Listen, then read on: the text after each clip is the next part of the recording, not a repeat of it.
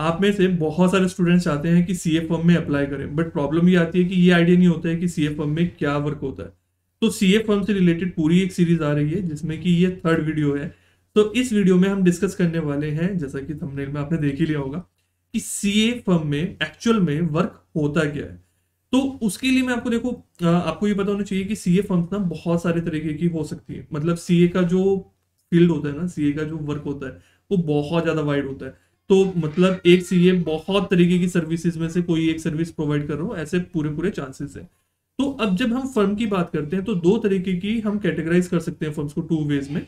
एक कैटेगरी की फर्म हो गई जो जनरल सर्विसेज दे रहे हैं, मतलब एक फर्म में मल्टीपल सर्विसेज प्रोवाइड करी जा रही है। और एक सेकंड हो सकता है स्पेसिफिक, किसी एक सेक्टर में या किसी एक पर्टिकुलर सर्विस में वो डील कर रही है, लेट्स से जीएसटी। तो एक सेकंड कैटेगरी में कौन सी फर्म आ गई कि जो सिर्फ और सिर्फ जीएसटी में डील कर रही है, वहां पे और कोई बाकी काम होता ही नहीं है। और majority of the CA firms ऐसी होती हैं जहां पे इनकम टैक्स, जीएसटी वगैरह के सारे काम हो रहे होते हैं।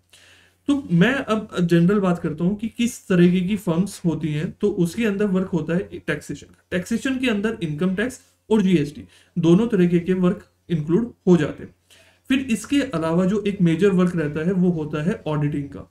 ऑडिटिंग मतलब फाइनेंशियल ऑडिट। अब ऑडिट में अपने आप में मल्टीपल टाइप्स हो जाते हैं, जैसे एक इंटरनल ऑडिट होता है, फिर फाइनेंशियल ऑडिट होता है। फाइनेंशियल ऑडिट में भी इनकम टैक्स का ऑडिट और कंपनी एक्ट के अकॉर्डिंग जो ऑडिट होता है वो डिफरेंट होता है। तो इतना ज़्यादा टेंशन नहीं लेना है, मैं सिंप्लीफाई कर देता हूँ आपके लिए।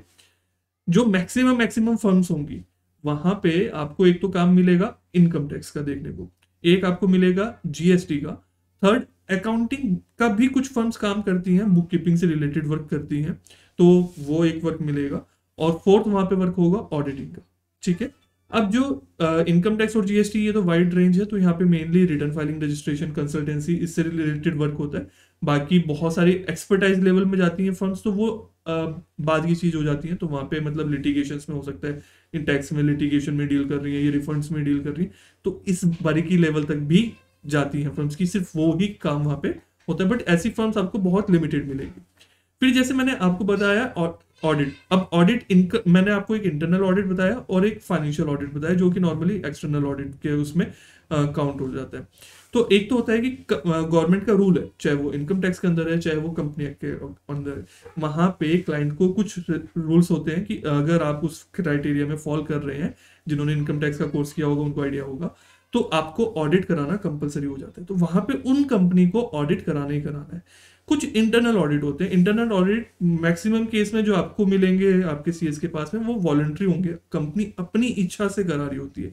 अब एक कंपनी है, उसकी बहुत सारी ब्रांचेस हैं, या एक कंपनी बहुत बड़ी है, वो चाहती है कि एक पर्सन आके ये चेक कर दे कि कंपनी में सारा काम सही हो भी रहा है या नहीं हो रहा है। तो उसके लिए वो सीए को हायर करती है और कहती है कि आप हमारी कंपनी में ये सारी चीजें कर दो। इसको हम इंटरनल ऑडिट और मैनेजमेंट ऑडिट दो तरह से बाइफरकेट कर सकते हैं। सो मेनली यहाँ पे क्या होता है कि मैनेजमेंट हमें कहती है कि हम ना ये चीज चेक कराना चाहते हैं आपसे, कि हम जैसे प्रोसेस चेक कराना चाहते हैं, या हम ये चेक कराना चाहते हैं कि फिजिकल वेरिफिकेशन कराना चाहते हैं एसेट्स वगैरह का, तो आप वो चीज जाके वहां पे चेक कर दीजिए।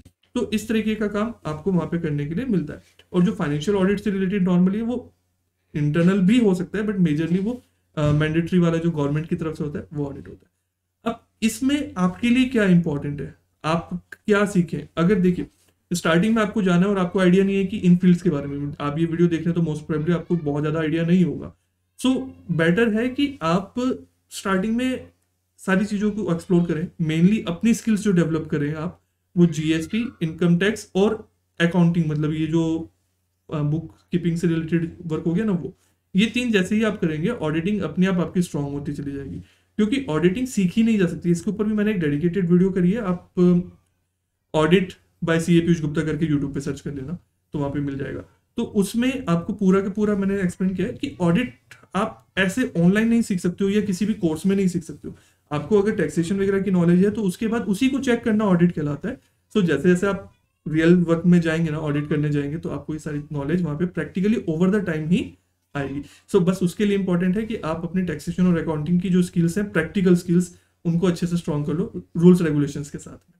ठीक है। इसके अलावा बाकी जो आपको डाउट्स होंगे आप पूछना, प्लेलिस्ट एक बार चेक कर लेना, क्योंकि उसमें बाकी आपकी सीए की पूरी सीरीज है कि फर्म में किस तरह से क्या चीजें रहती हैं अगर आप वहाँ पे वर्क करना चाहते हो।